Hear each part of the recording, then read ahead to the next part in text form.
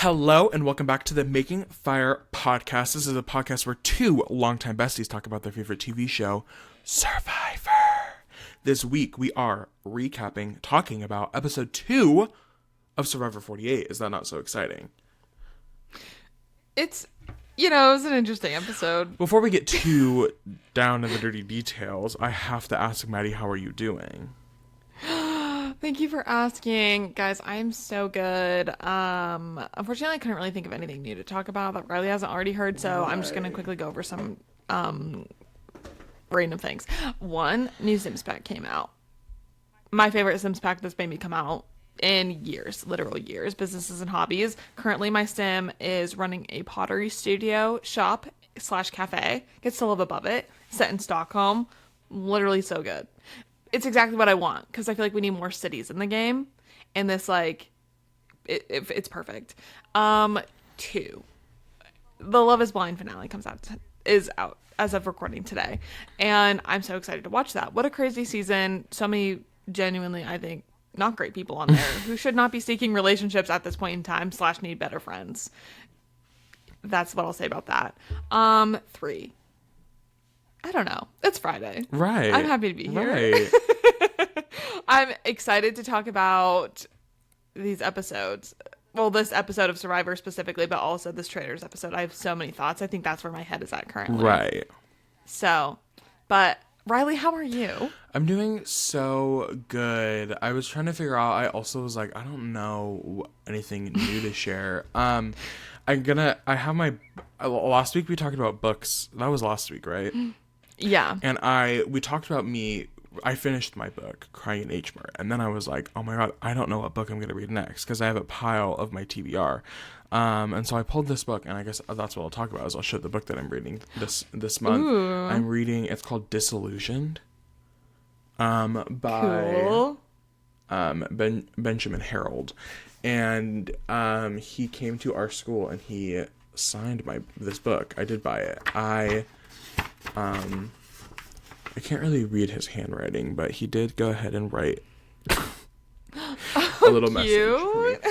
So I decided finally reading it because I bought this over a year ago, and my plan was to read it over the summer because it is a thick book. But I'm getting through it. I started it this week, and I'm already like a fourth of the way through it. So I'm making good pace. It's about the death of suburbia and white flight out of suburbia back to cities, and how it's now communities are being left in shambles. So it follows like 5 different families. And from what I remember from his talk and just like having read this much of the book already, he stayed in touch with these families for like 2 years and just like followed their lives through like it's mostly about the schooling system is what it comes down to. Is that there's a big focus on schools within the suburbs and how people leaving the suburbs affect the quality of the schools. So it's really interesting. I haven't read I guess I did just read nonfiction. I read a memoir last month, but I haven't read nonfiction like this in a minute, so I'm excited. It's a good book so far. I'd recommend it for anybody who's interested in things like that. That does sound interesting. I also picked a new book, which I guess I can briefly touch on. It was funny when I was at the bookstore, I saw Crying in H-Mart, and I was like, oh my god, Riley just read that. Very, I know I do love a good cover, and it did have a very cute cover, so I love that. I switched it up this month this is not a story. This is an educational book. It's called The Once and Future Sex Going Medieval on Women's Roles in Society. It's so interesting. My niche interest is medieval times. Right. I love anything medieval. I took multiple classes in college on it just for funsies. Right. I had no credits that I was sort of trying to get. And this is so interesting. It just talks all about like different things, like women in medieval times, both like, peasants and royalty. It gets into a lot of like texts and how things were sort of like, I don't know, information was passed down when a lot of the population was not literate, and just all of that. I just love learning about medieval stuff. So very fun though. But it's fun to switch it up and not just have a story. I'm like, oh my God, I am learning so much. And also I appreciate these types of books so much. Any book really that is like a lot of research and information. I'm like, there is so much work I that went into know. this. And like, thank you for looking through all of these So readings I don't and have text. to. So I don't have Exactly. to. That's what I did. That's like my one problem with taking these classes in college was I was like, I don't necessarily like want to be reading these. Right. I want to just like get the information in the context. Right. But like these books are tough to get Right. through. So I just really appreciate people who do the hard work for me so I can just get all the interesting cliff notes. Exactly. Well, that's it. Maybe we'll start on our Patreon. We'll do a monthly sort of book. Maybe we'll start a book club on Patreon. So if you're interested in doing that, you can go over that direction. And Yeah. Well, there's one more book coming out this month that I just learned about. The new Hunger Games book. already on pre-order.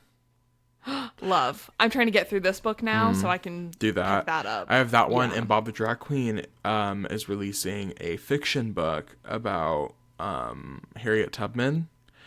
Oh. It's called like Live in Concert. And Harriet Tubman is like it's like she comes back to like current times and has to do something with hip hop music live. But it's getting good reviews. People are liking it. So I love that concept. I know it. I'm excited. I pre-ordered both of those books because I got a gift card to our local to me, major independent bookstore. So I pre-ordered both of those because I'm so excited for the new Hunger Games book. Oh, me too. He was excited. trying to get a lot of pre-orders, but then I think he's trying to get on the New York Times bestseller list, but that depends on how much you sell pre-order wise.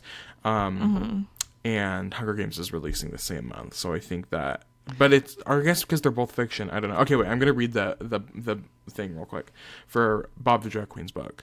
In an age of miracles, where our greatest heroes from history have magically, unexplainably returned to shake us out of our confusion and hate, Harriet Tubman is back, and she has a lot to say. Harriet Tubman and 4 of the enslaved persons she led to freedom want to tell their story in a unique way. Harriet wants to create a hip hop album and live show about her life, and she needs a songwriter to help her. She calls upon Darnell Williams, a once successful hip-hop producer, who was also topping the charts before being outed on a BET talk show. Darnell has no idea what to expect when he steps into the studio with Harriet, only that they have a short period of time to write a legendary album she can take on the road. Over the course of their time together, they not only create music that will take the country by storm, but confront the horrors of both their pasts and learn to find a better way towards the future.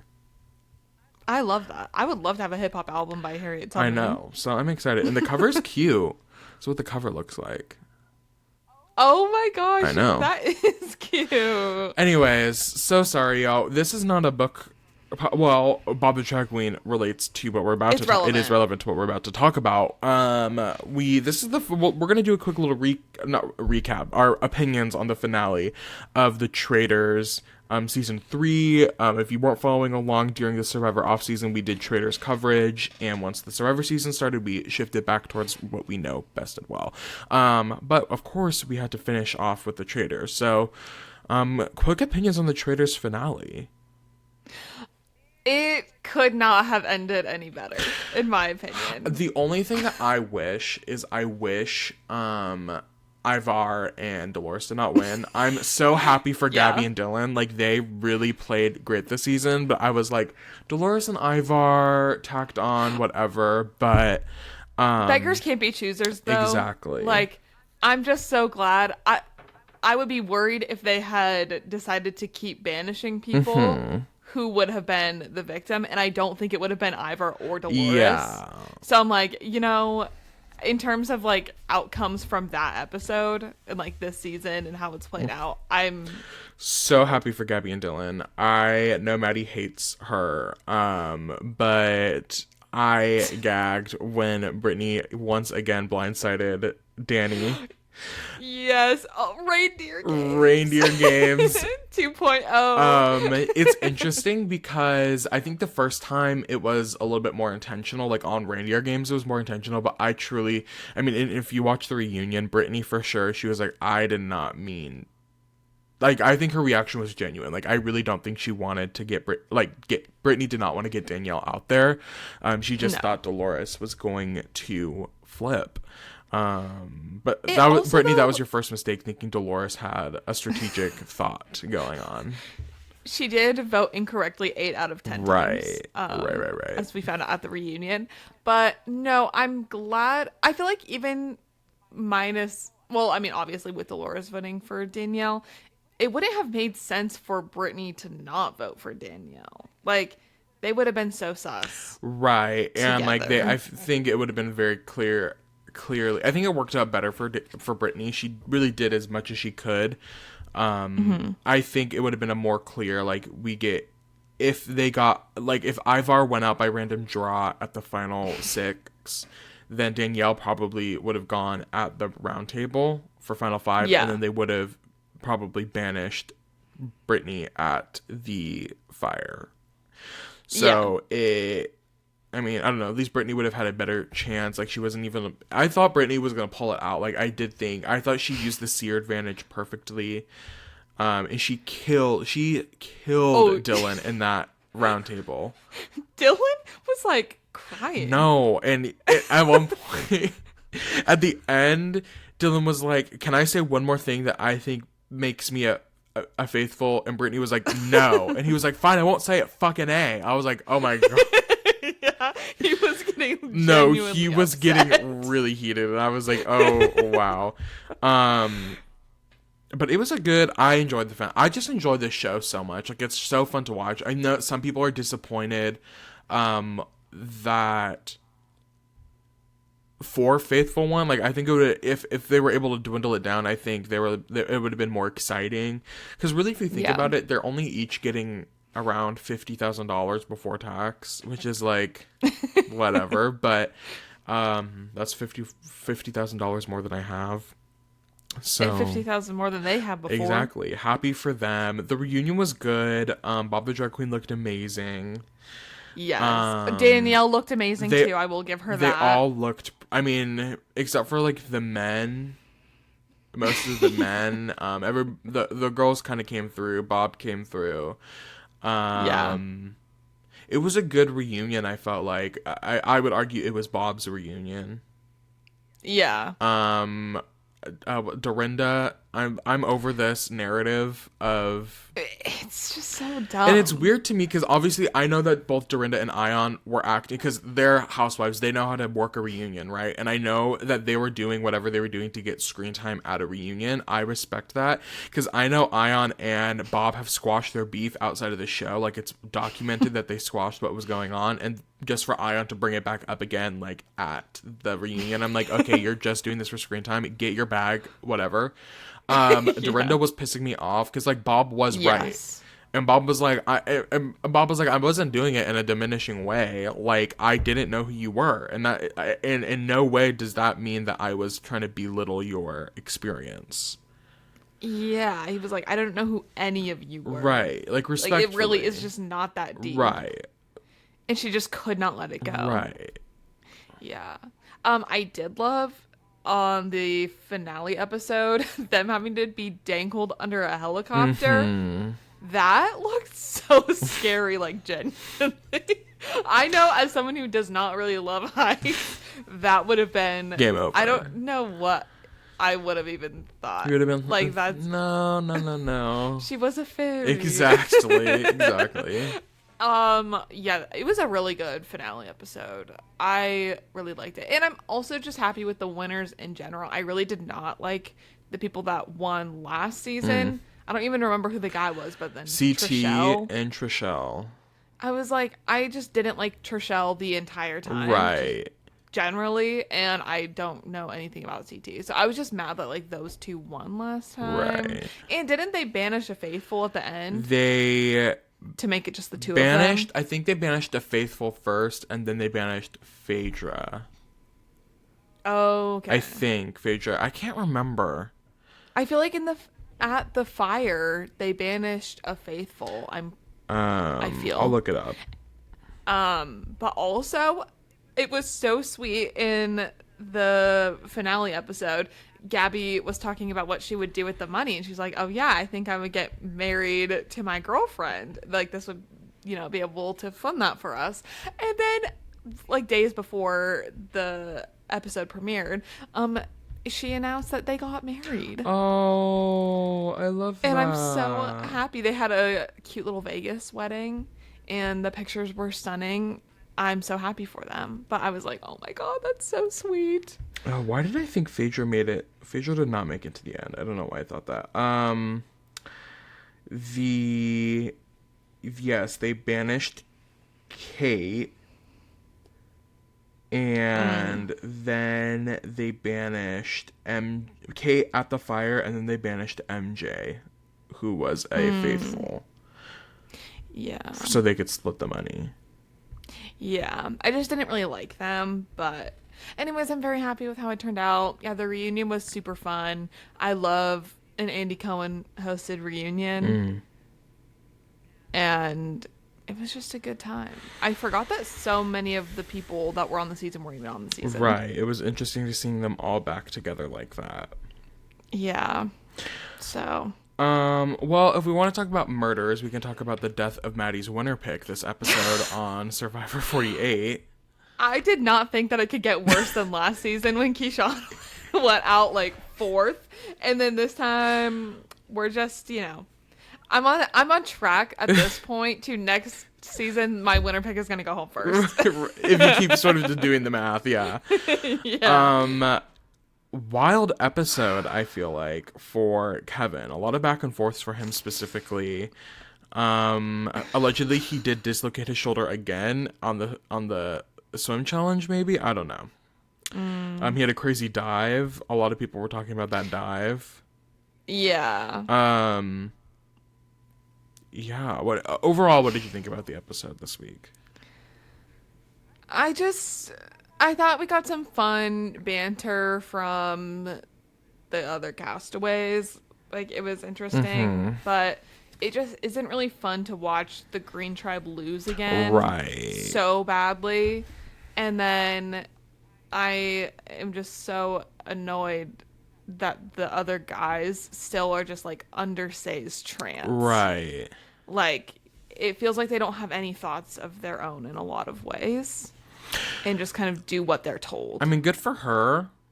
Oh, good. Yeah, good for her. But those other guys. I'm like, what is going on?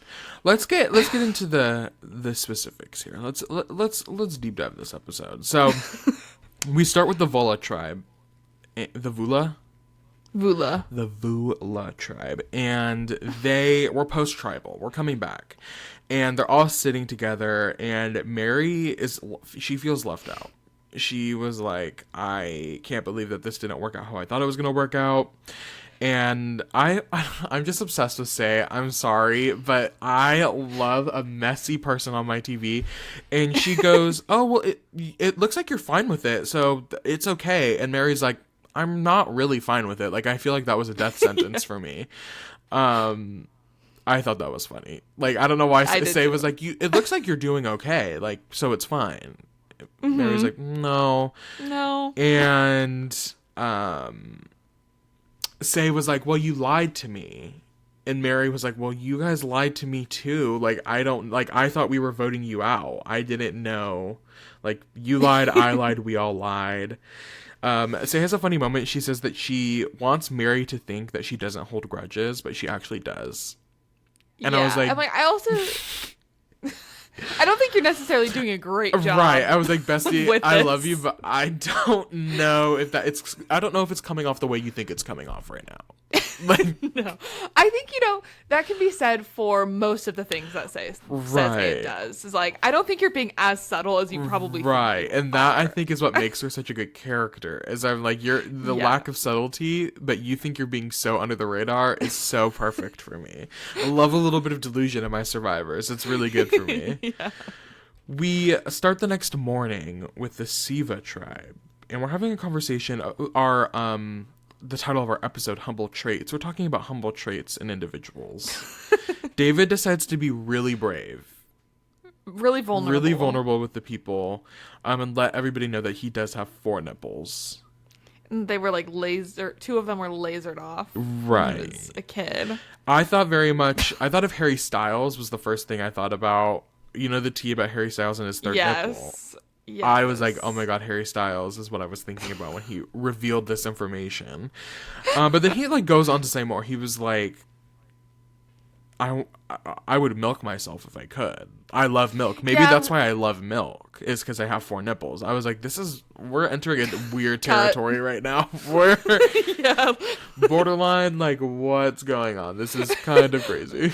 Like, you are sort of saying this on national television. Right. And, like, you didn't even need to bring up the fact that you had 4 nipples. Like, I never would have known. I would have thought maybe those little bumps were, like, moles or something. Freckles. Right. Yeah. And, like, not every thought does need to be said out exactly. Exactly. But this is sort of the moment where everybody's like, oh, my God, God does not play favorites. You know, he gives everybody a struggle in life. David's struggle is the fact that he was born with 4 nipples and he got 2 of them removed. That's his struggle in life. And so then we start talking about humble traits, as the group would call them. Charity says, God humbles everybody. My humble trait is the fact that my left foot is fucked up. Baby, these toes are mangled. I got freak toes. They're mangled. Yeah, we got so many feet shots. I was just not really... We got a lot of body, like, a lot of shots of the body that I was like, I don't really need this. Was this necessary screen time? Right. Maybe, you know what? I think they need to have their hour-and-a-half episode sort of revoked. I think Charity's foot is gonna have a long, like, it's gonna come back. It's gonna impact her in a challenge. Oh yeah, where they have to like balance using just their toes, or, like hold themselves up. Just be like, guys, this is that happened with Dee. That was Dee's storyline. Remember? She was like, I got freakishly long toes, and everybody was like, that's crazy. And then it won her a challenge. She said, my freak toes do that thing.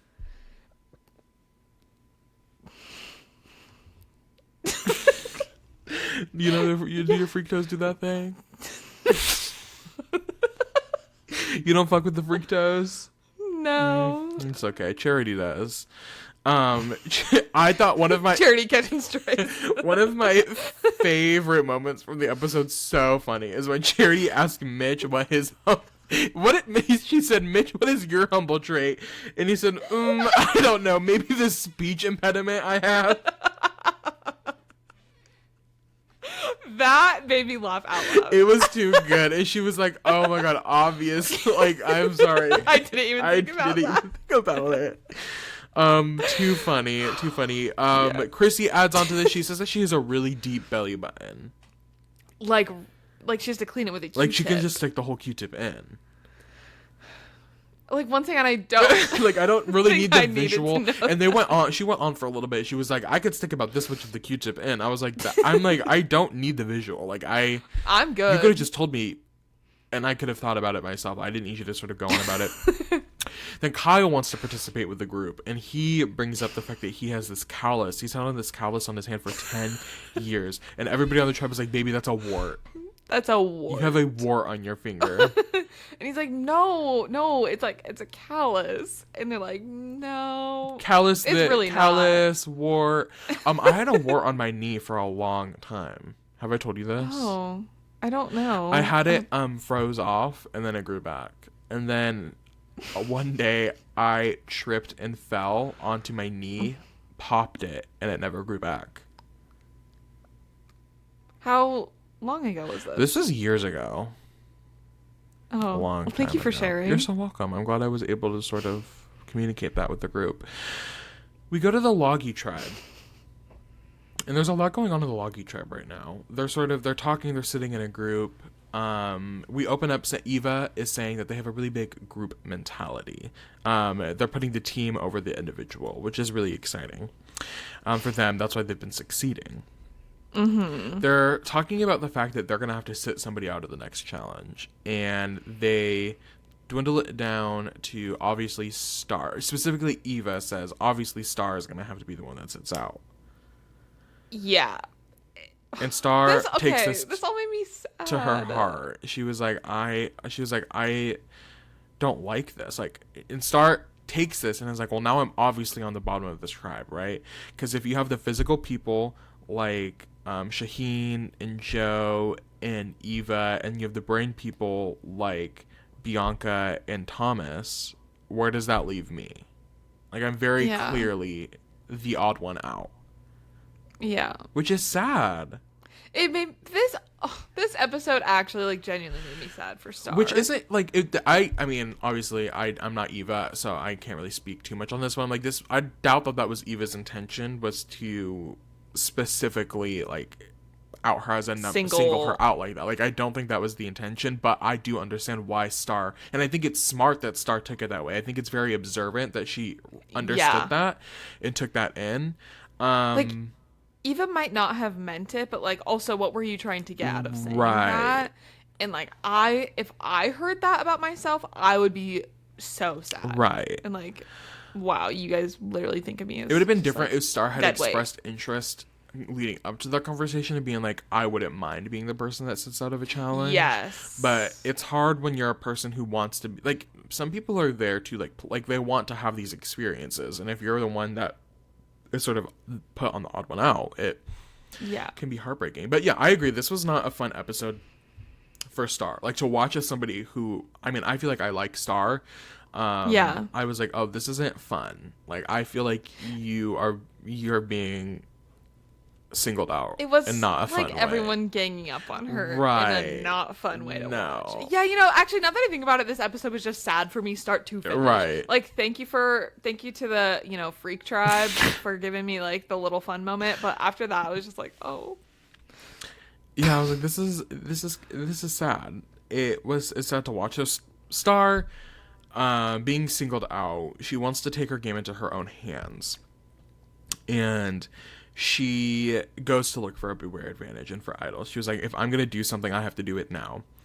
And she finds the Beware Advantage. And it instantly tells Joe. And I was like, Joe, I trust you. And Star's like, I want to work with a core group.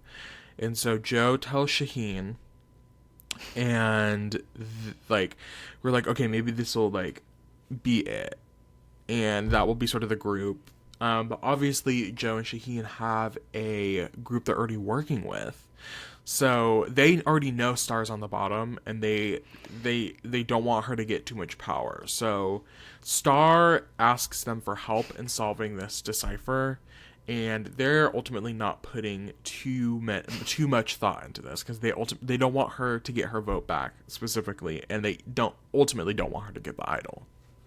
Yeah. Which is sad. It is Because sad. I understand why she did what she did. Obviously, I feel like this is something you and I have talked about. Like, you never want to share your advantage with other people. Like, you don't want, ultimately, I know you hate her, pull a Marianne. Like, take your idol to the end of the game. Have it be, I mean, it could either end up being a Marianne or a Sue. Like, either way, it will happen how it happens. But I understand why she did it. She was trying to connect with people, and she was trying to build that bridge that she was lacking. I understand why she did it. It just backfired on her in a way that I don't think she would have expected. And I think it's hard when she picked Joe, because her number one person that she wants out at this point is Eva. Right. Who he would go home for literally go home for her. And so like that's off the bat not gonna work. And then it's like I don't know the vibe of like on the beach, but I think my gut would have been to go to Thomas or Bianca. But yeah. Well, okay, so then Star tells Thomas and Bianca, and then Thomas goes up to Shaheen, and Shaheen has the decipher, and Thomas is like, you should just lose it. Lose the decipher. And this made me actually like upset. So then she can never solve the puzzle, and she'll never get her vote back. Yeah. Like, just say that you lost it while you were doing it or whatever. Or like, it got damaged or something. Yeah. And I was like, that is a crazy move to pull, specifically this early in the game. But I also do think it's kind of funny. think it's funny. I'm like, okay, that is crazy because I mean, I probably would have thought about something like that, but never have like said it out loud. Like, I probably would have been like, what would happen if we just lost it?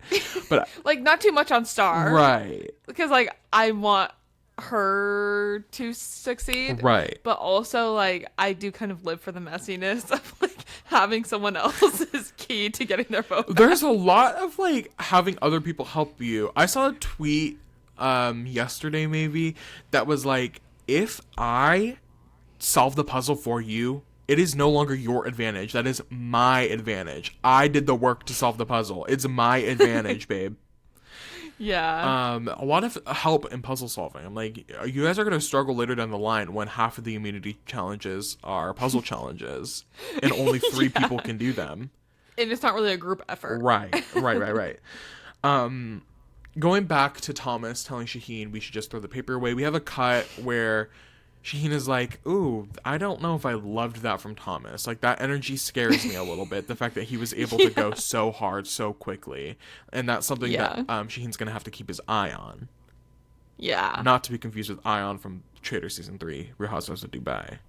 Ion. Right. You're right.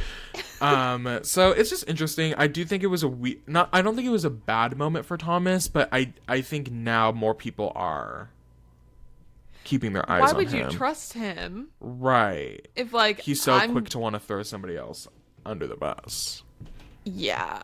So, like, I think, like, going back on what I said of if I were Star, I think I would have gravitated toward Thomas and Bianca. I think she's just in such a tough spot that, like, it's kind of bad no matter what. Maybe, like, I wasn't picking up on the vibes or, like, that Star knew about that Thomas was, you know, not really someone that she'd want to work with. I don't know. Rough all around. It gets even worse. Star goes up to Joe and says that she wants to get rid of Eva.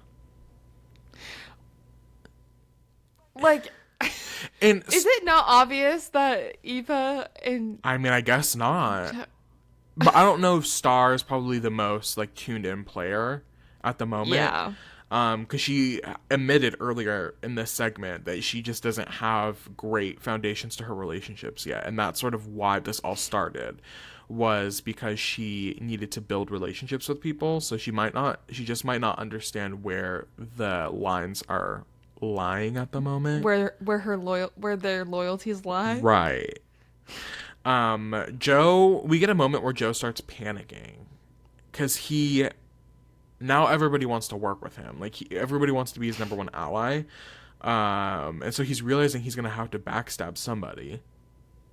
Yeah, that is like the game. That is the game, and it's giving him a lot of anxiety. He ends up going up to Eva and she's the last person to know. He tells Eva about Star's Beware advantage. Yeah.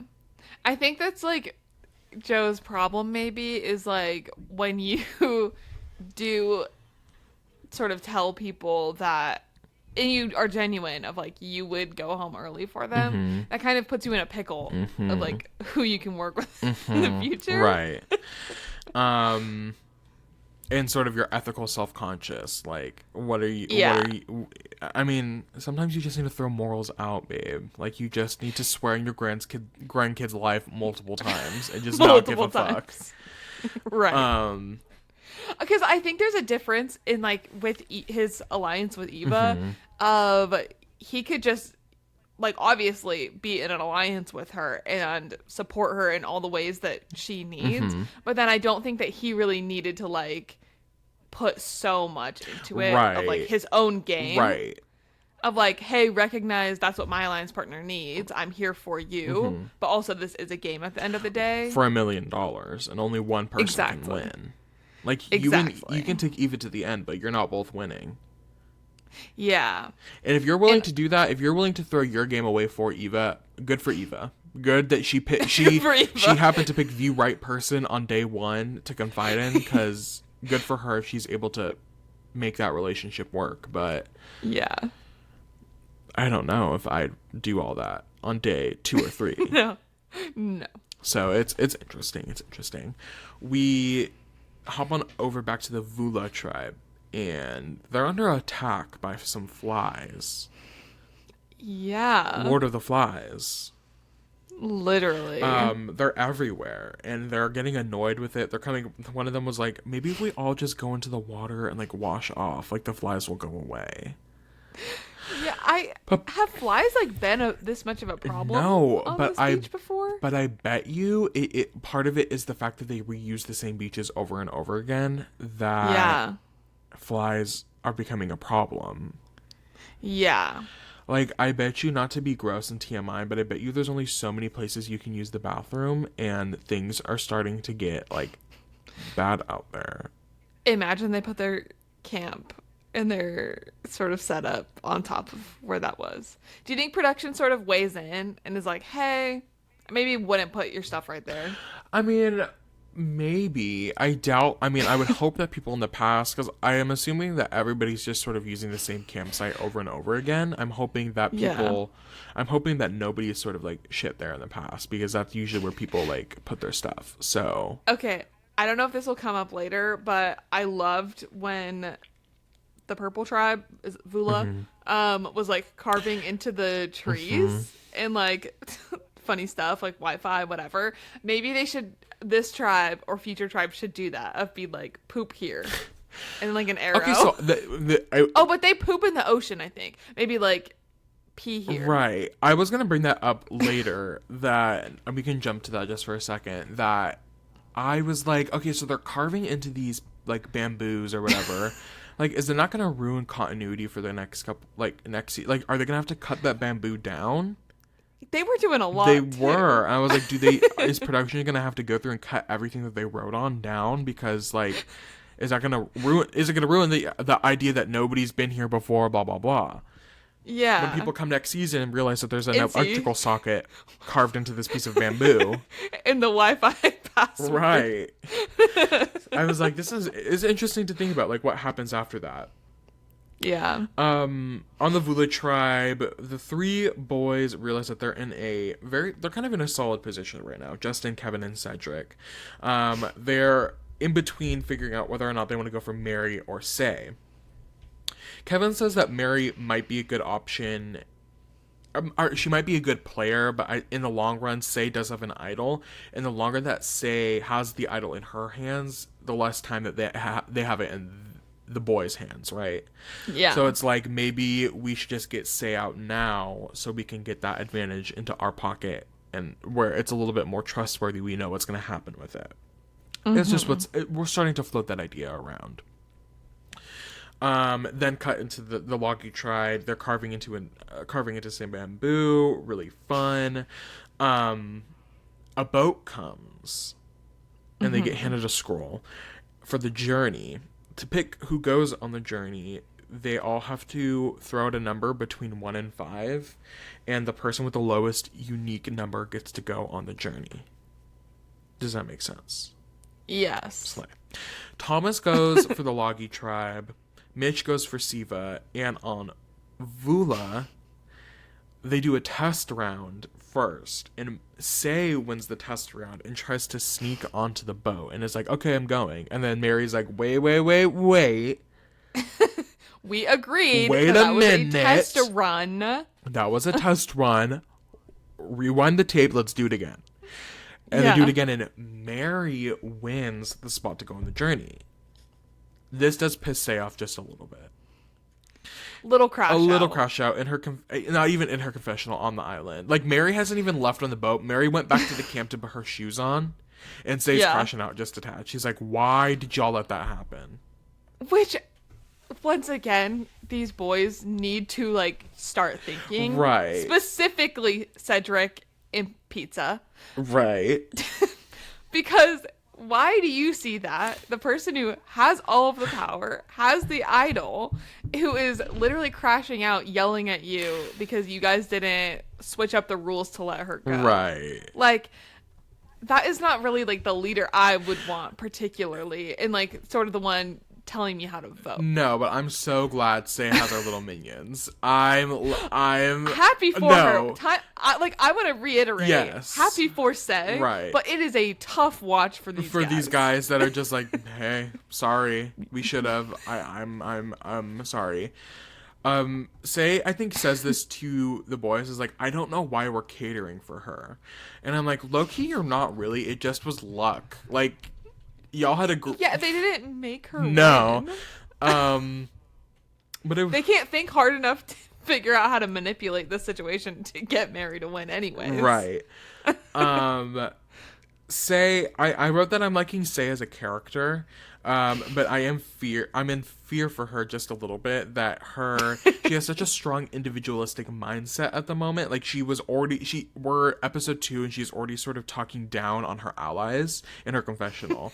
She's like, these boys are not thinking as deep about the game as I am, which obviously this is a recurring theme. That was her problem with, Stephanie, was that her name? Steph? Yeah. That she wasn't thinking as deep about the game as she was. Like, she wasn't playing as hard. And so that's how she's feeling about the boys. She's like, the boys aren't playing 10 toes down at the moment. They're not locked in like I'm locked in. But also, I don't really know what it would look like if one of them... I mean, Kevin did start free thinking, and, you know, we saw how that went. Exactly. So, I don't know how she would do if there was another person on her tribe who was as, like, 10 toes down as she is. Like, I think she would see that and be like, they've got to go. Right. Like, I think... I don't know if she realizes that yet or not, but I think she really does. I mean, by episode 2, for what I'm seeing, it seems like she is... what's the word? She's strong. She's not dominant. Oh my god, Lord, my brain today. She's yeah. No, you know what I'm saying. She's like, she's eating. That's not what I'm trying to say. She's like, I don't know. Levitating isn't the word I want to use. She's like, I sound like Dua Lipa over here. I don't know. She succeeds. She like prospers off of having a lot of power and leading other people. I don't know if she necessarily wants that leadership role. Like, I think from what it sounds like she's saying, she would much rather have somebody work with her than like be a minion. Exactly, but I think that she is going to succeed most of this game by having minions. Like, I think dictating other people is going to work really well for her. I agree. I don't think she would work well with another big personality. Right. So we'll see if she comes around to that. We'll see. Mm-hmm. Let's get to the journey here, folks. There is an individual puzzle for each player. For the puzzle, they have to arrange the numbers like a slide puzzle. In order from 1 to, I think it was from 1 to 16, 1 to 15, 1 to 14. Yeah, I think 15. Yeah. And they have to do it before the timer runs out. They kind of jumped into this puzzle really quickly. I was just thinking about like what happened to the parts of the journey where these people were able to like talk together. You know what I mean? Yeah. Like able to like walk to to the puzzle, get to know each other. I would argue that that's the most beneficial part of the journey, is that you're able to build these relationships pre-swap or pre-merge. Like, you're able to somewhat have a working capacity with these people. Especially if you're, like, you're risking your vote. Right. Like, otherwise, you're getting nothing out of it. Right.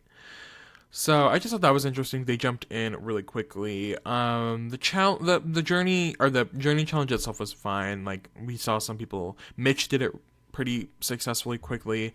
Thomas almost loses, but he ends up winning. And I want to play it. Mary wins nothing. Yeah. I feel like it would be. Yeah, I don't know if I've ever done a puzzle like that before.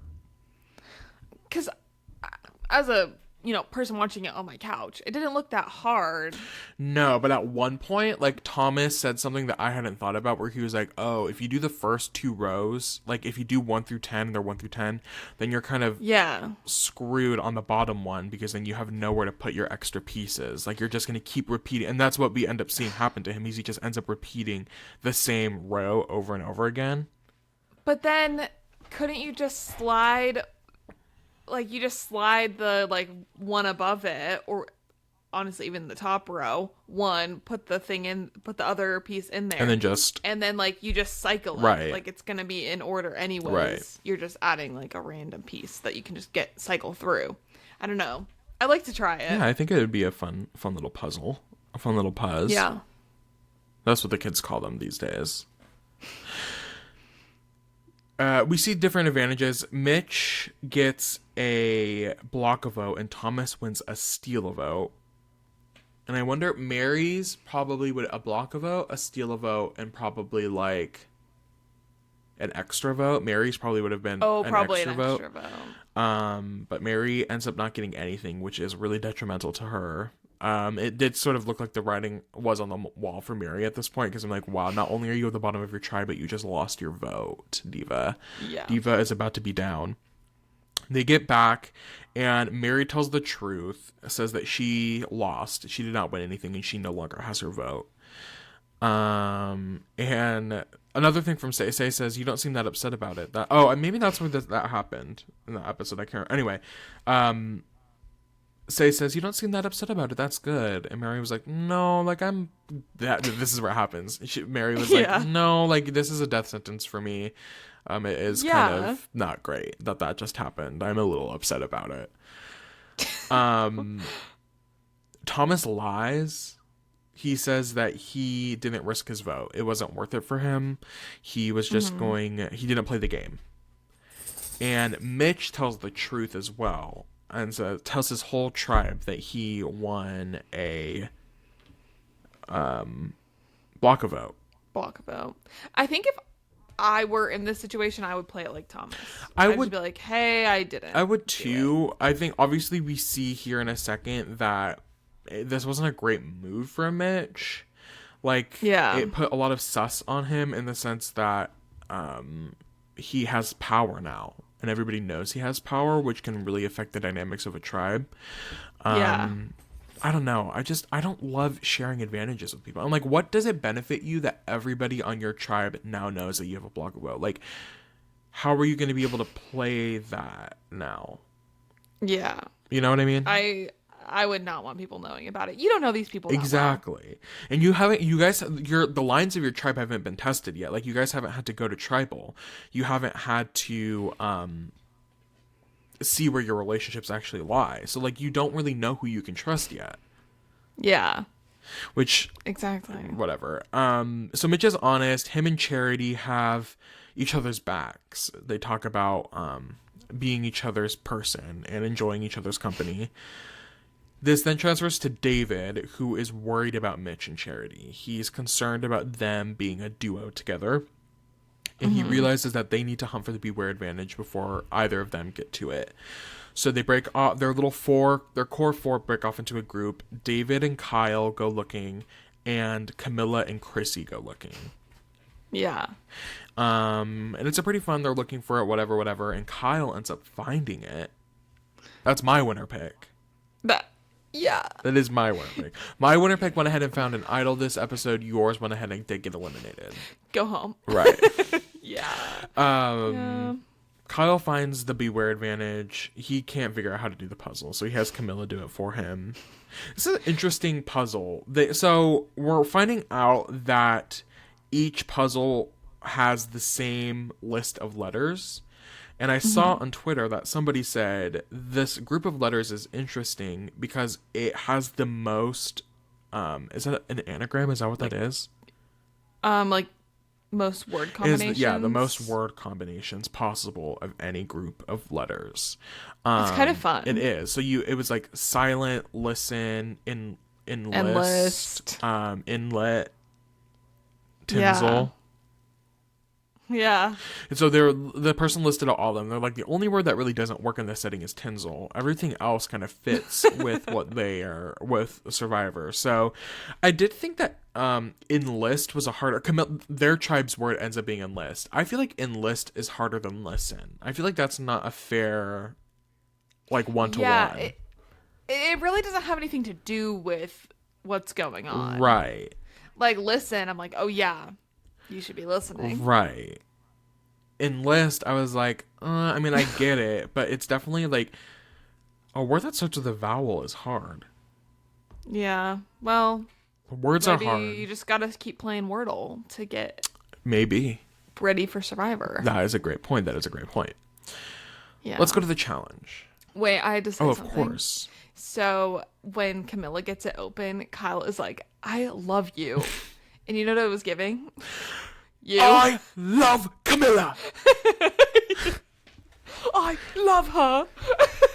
It keeps coming up like organically. I do anything for Camilla. What does he say? That is my night. Me when I just make up a monologue. My night and day. When I said that's where the person's loyalties lie, that was a reference to that. That is where my loyalties lie. That is where my priority is. That's wild. Ooh. Princess Diana, may she rest in peace. You're better than me. Yeah. You're better than me. I'll just say that. Okay, let's get to the challenge. Pretty simple challenge. Yeah. We've seen it, I think, every single season at this point in the new era. One person races up to a tower. They have to jump off, swim to a platform. They have to pull themselves under the water, release a couple buoys along the way. And then after they get to the end with the buoys, the rest of the tribe has to sort of jump off, do the obstacle course. And whoever gets 5 shots in at the end with the buoys into the little basket wins. 5 big booms. Boom. Boom. Boom. Boom. What does he say? I'm sorry your brother died. 5 big booms for your brother. Yeah. That's crazy. I feel like in an alternate universe, we are the Costco dad and son. Yeah. Which one are you? I don't know. I feel like you're the son and I'm the dad, low-key. Okay. Okay. Are they son and dad? There's this dad and son, and then there's that little kid that they sort of like... That isn't related. No, that isn't related to them at all. I need to get in the Costco. I think he's like the... I think he's the Rizzler. I think that's what his name is. The kid. Wait. The kid that isn't the actual... So you're saying I'm... Oh. No, I'm saying you're my biological son. Frank is the Rizzler. Frank? Are you the Rizzler? Oh, he just... We need to get your little... You know who knows the lore? Your little siblings. We need to get them in on this. So we need to get them on the pod. Right in. We need to get them. We need the Costco lore from your siblings. The Costco, whatever they call themselves. Okay. Star and Camilla are sitting out of the challenge. Star and Camilla are sitting out of the challenge. Challenge is pretty chill. Sivu and Lavi, I don't think that's not their names. Sivu and Lavi. Siva and Lavu. I don't know. They carry. Loggy. Mitch demolishes. Kevin and Cedric flop the challenge, basically. Yeah. They're not able to get past the balance beam. It seemed like people were, not to put too much on Cedric, and, but I gotta speak up for my fallen soldier. It sounded like it was Cedric that was sort of not carrying the weight. Right. He does, we'll get there in a second, sort of put all of that on himself.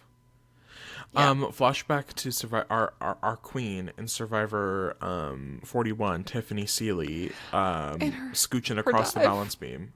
And the dive. Yeah.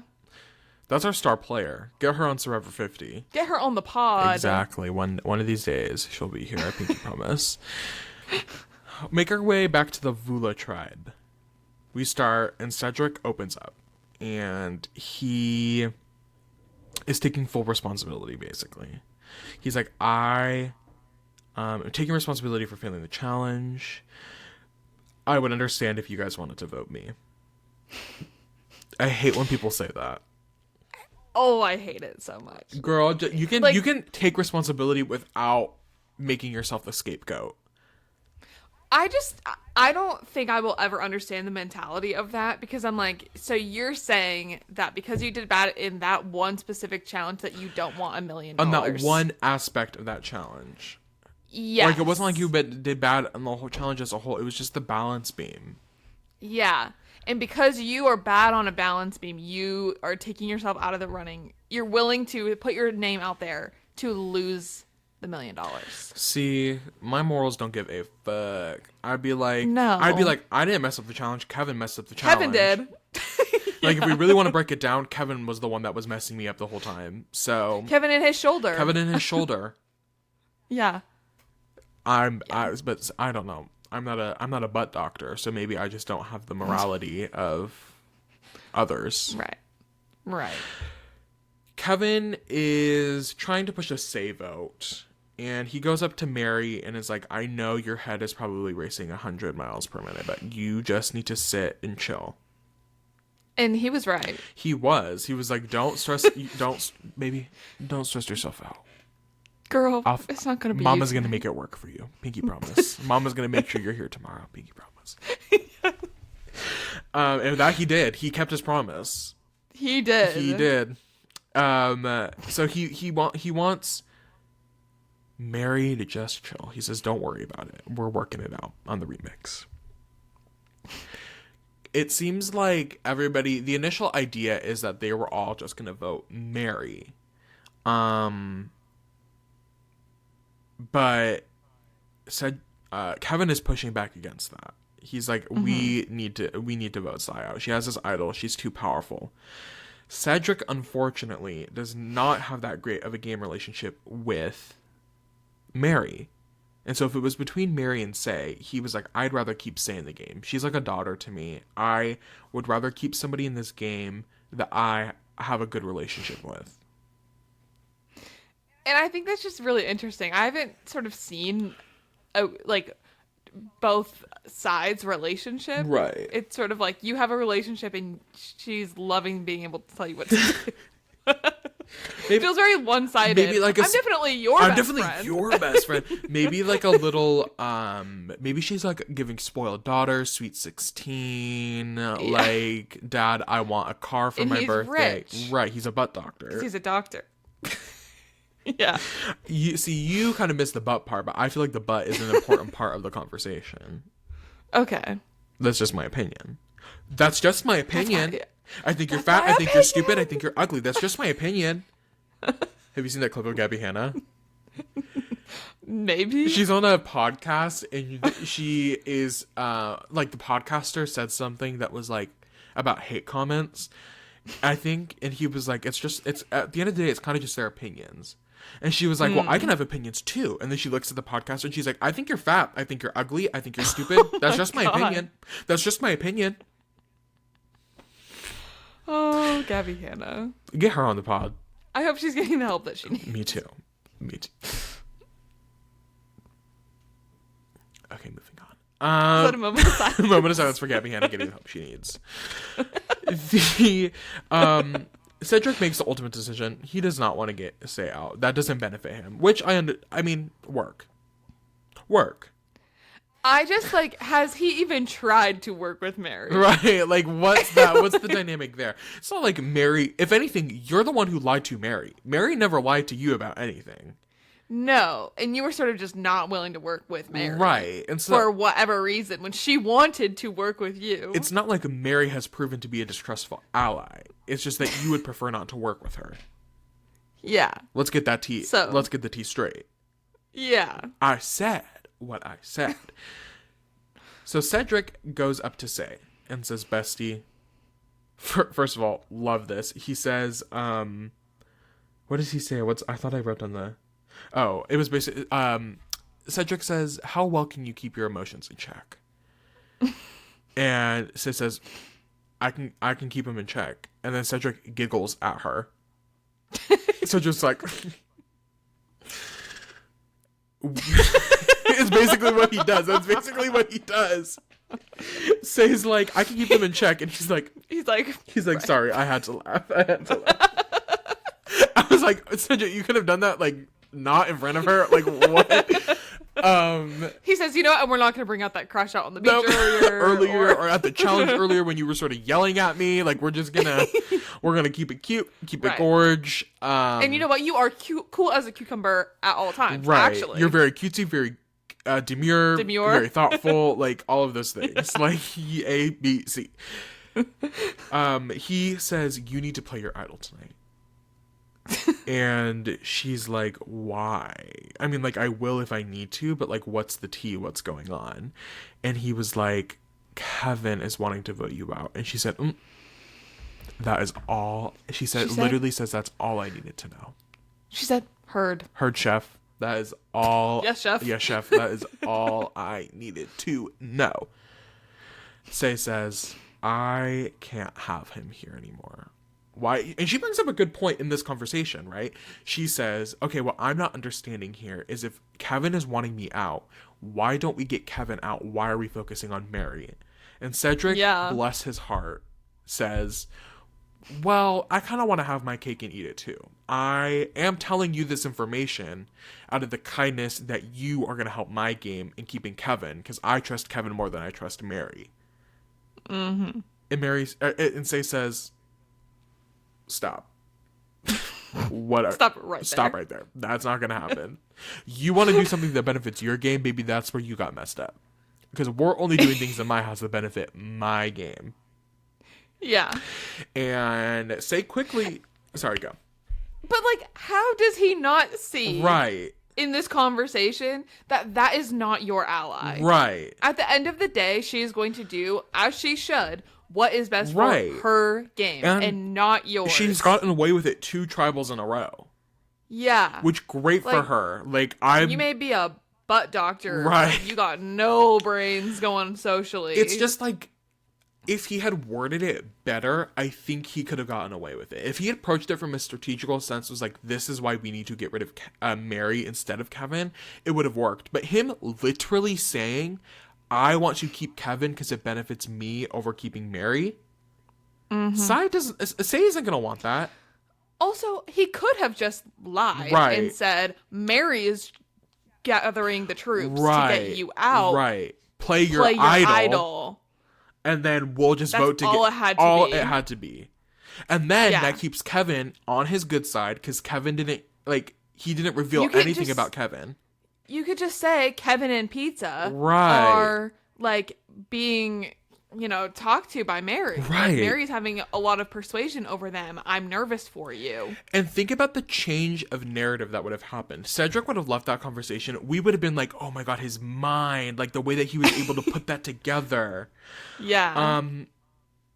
And it, and then Say is just like, if Kevin really means that much to you. Right, exactly. Like, let's try a little bit harder on Kevin's part. Exactly. Why are we throwing him under the bus now? Right. So that starts getting it in motion. Pizza, Justin, he ends up having a moment where he's just like, I don't know if I can trust Kevin. If he's wanting to turn on Say like this, like, I don't know if, like, how do I know that he's not going to turn on me down the line, right? Because you're sort of not leading anything. Right. You are just being told what to do. Right. Oh my God. Justin has a moment where he's just like, I don't know if I can trust Kevin. Say obviously doesn't trust Kevin. Say, who famously doesn't hold grudges, but actually does hold grudges. Is like, well, now I have to get Kevin out. And now Cedric, the votes are leading towards Kevin, and Cedric kind of just has to lay in the bed that he made. Right. And we jump to Tribal. I will say, one of my another favorite quote of the episode, Say, before they leave for Tribal, says, I don't know if it's going to be fun for them, but it's going to be fun for me. Like, that is so good. It's literally, at this point, they are playing the game for her. And I love that for her.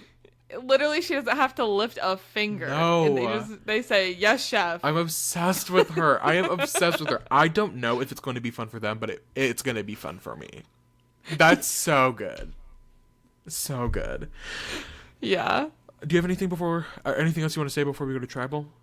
No. Well, let's get there. It's a interesting Tribal. Tribals for me mostly are the least interesting parts of episodes because I'm like, nothing happens here. So I'm like, oh. But let's get to the vote. Right. Please. But it was interesting. Say opens it up right away. Instantly. Okay.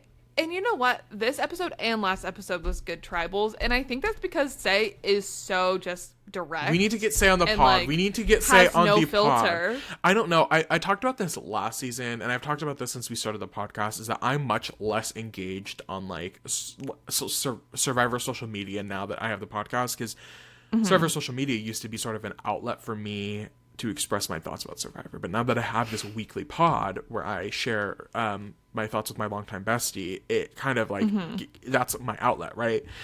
So I don't really know what the vibe is on Say. Like, I feel like people are liking her. Well, somebody, there's like a Survivor like stats account, and they do weekly favorite polls. And Say was ranked like the penultimate person on the list. Like, people are not liking her, and I'm like, I don't get it. Okay, play devil's advocate. I do kind of get it. Okay, do I get it? Yes, but I'm like, I like her, so everybody else should like her. Like, I don't know that I like her though. Oh. I think I'm kind of loving this journey for her specifically. Right. And I think like that's so funny, but it is hard to watch. I don't as a villain. I think I'm liking that. I feel like she's a good villain. I feel like we've been missing good Survivor villains, and I think she's bringing good villain energy. Yes. I think I love the villain energy, but I don't think I like her. Like, right. I don't think personality-wise, like, I totally vibe with Say. Right. I think if I knew her in real life, I would be like, I mean, obviously she's not like trying to vote me out in real life, but I'd be like, whoa, let's just take it down a second. I think she would be a bit much for me. Right. And so on my screen, I'm like, wow, you are just absolutely dominating this tribe, and like they can't, like, it's not as fun to watch people just like lay down and die the way they are for Say. But I love the journey for her. But based on the TikTok comments that I am seeing, it seems like people are not really loving Say. Well, but I love the villain. You know what? Maybe I think we just need more of a balance. Right. I think what's hard to watch is like we have one big personality on this tribe, and that's it. Right. Like, there's nothing. It's like not as fun drama when people are just not also standing up for themselves, right, and like being drama. You know what I mean? Yeah, I get it. It kind of it's a over saturation of Say. Yeah, it's not fun when there's just like one villain, right, and like one person who's doing everything, right. No, I get it. I'm liking it, but I can understand why people are not. But I just like the messiness. I think it's also, I'm coming off of Traitors. I just live for messy reality TV people. Like, I like it. Yeah. Say opens up right away and basically outs their core four, and it's like, Mary's on the outside of this alliance, and so it makes sense that she's going home tonight. Obviously, Say knows that she's not voting Mary, and I do think like this gets Kevin on his toes right away. But like in the right way, because now I think Kevin's stressing out about his relationship with Mary instead of focusing on the fact that people are turning on him. Like, he's now that Say has put this out in the open, which I think is kind of smart. Like, this has redirected Kevin's perspective from, oh my god, am I being are people turning against me, to, oh my god, I'm gonna have to reconcile with Mary. Yeah. But Say's like, well, we're voting her out, right? Like, why does this matter? Why would you be worried about? Why would you even care? Right. Obviously, we know that Kevin in his head was voting for Say, right? So he knew Mary was still going to be in the game. I'm kind of breaking this down, and I'm like, this was a really great move by Say's part. Like, basically, it was good. I don't think I realized it in the moment, but I'm saying it out loud. I'm like, she basically called Kevin's bluff right then and there. Yeah. Perfectly. Like, it was a perfect call, like, calling his bluff. Because then it's like, she's like, well, we're voting Mary out, right? And he's like, I guess. But I'm like, oh no, like, he was never voting Mary out. That's why he was so concerned about what Say was saying. Because he was trying to keep his relationship with Mary. I had not realized all that until right now. I'm sitting here, like, talking it out. She's making good moves. It was a great move. I'm like, oh wow, like, that was actually like, that was 10 out of 10. And yeah, you're throwing him off your scent, right? Because now he's like, oh my god, we have to go for Mary or whatever, or we have to go for not Say, like, what, like, all this. Yeah. He's not thinking about the fact that he's being blindsided. He's thinking about all these other things that are coming from this conversation. Yeah. It's really smooth. There's a lot, ultimately, that was like the big thing. A lot of talk about trust and openness on the tribe. the idea of playing an honest versus a dishonest game comes up.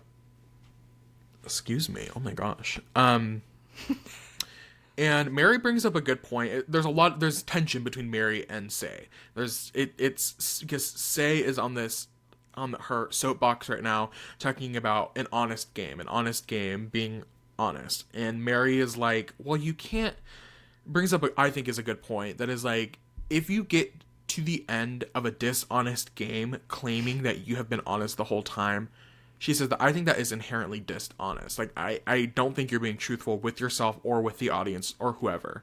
Like, there's no way you get to the end of a dishonest game by being 100% wholly honest. Yeah.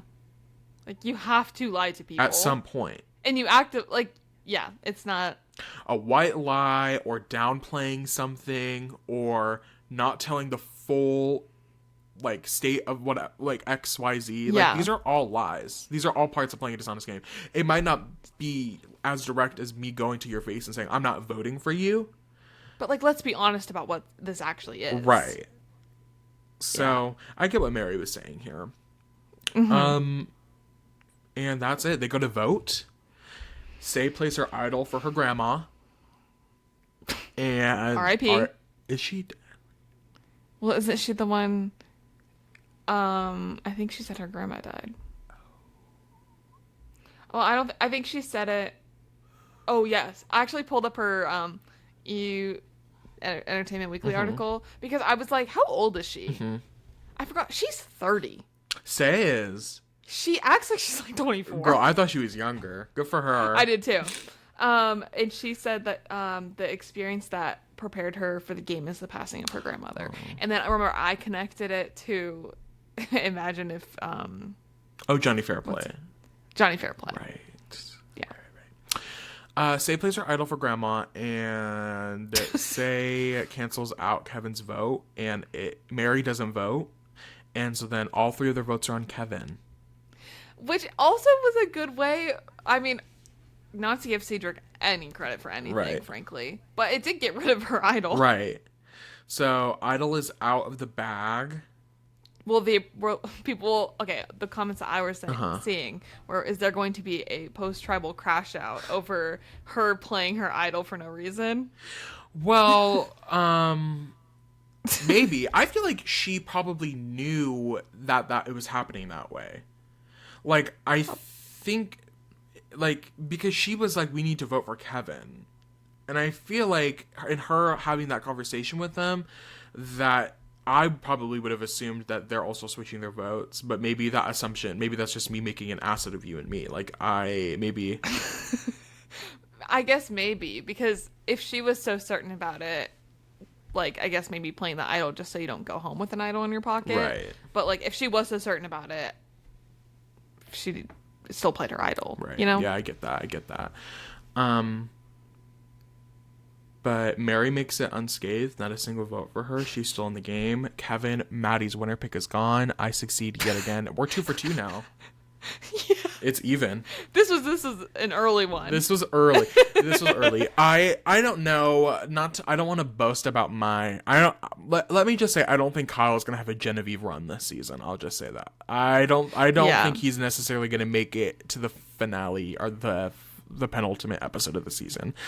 And you know what? So my winner pick this time was based on vibes, and because I know he just like, you know, him and Riley. Right. I wanted that possibility and to see Kevin on our screen longer. Right. So really, I'm actually sorry for you that he is gone so soon. Thank you so much. It is a tragedy, but I think we'll overcome.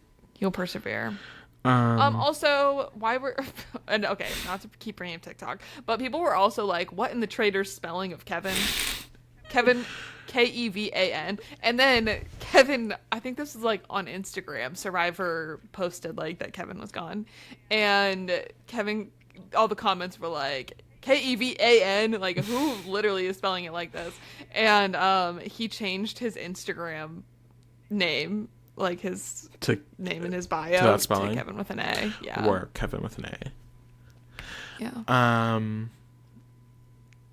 Slay. Well, that kind of wraps up our episode. Well, I have one more thing. Of course.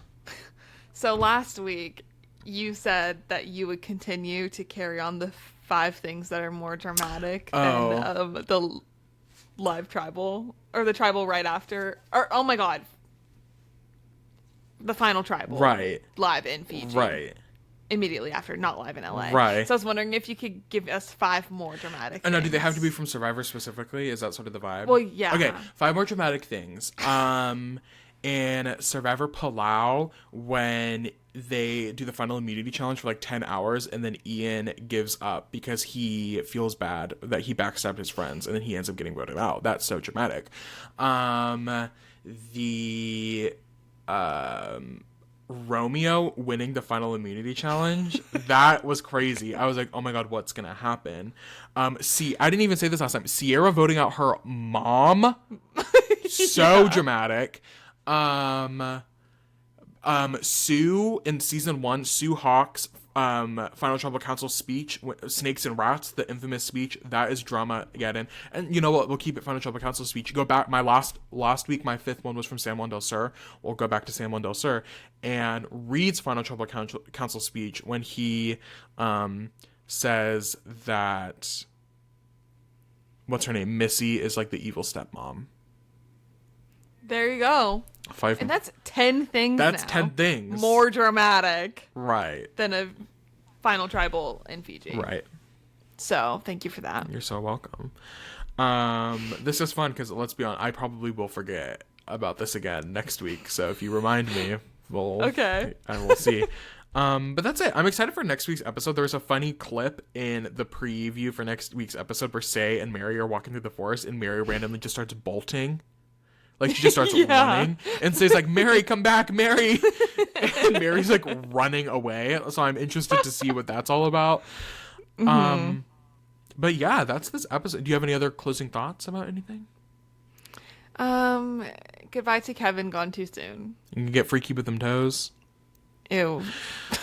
Thank you all for watching. You can follow us on our socials, Twitter and not Twitter anymore. That's literally the only one that we're not on. That's the new Tumblr. They can follow us on Instagram or TikTok at Making Fire Pod. If you enjoyed this podcast, you can subscribe to us here on YouTube. Subscribe, like, comment. What book you're reading. Yeah. Was there something that you said that you wanted them to comment, but I can't remember.